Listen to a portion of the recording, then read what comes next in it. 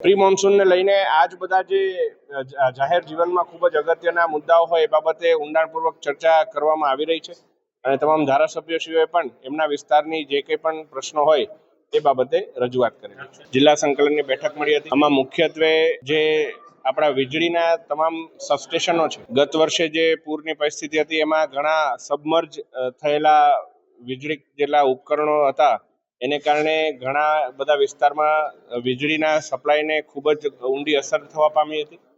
એ બાબતે એ સમયે જ સૂચન કરવામાં આવ્યું હતું કે હવે જેટલા પણ સબસ્ટેશનો હોય, MGVCL જેટકોના જે ઇન્સ્ટોલેશન્સ હોય એને હવે એક લેવલથી આપણે ઉપર રાખવાના, જેથી પૂરની પરિસ્થિતિમાં અથવા પાણીના ભરાવાની પરિસ્થિતિમાં વીજળીના સપ્લાયને કોઈ પ્રકારનું નુકસાન ના થાય.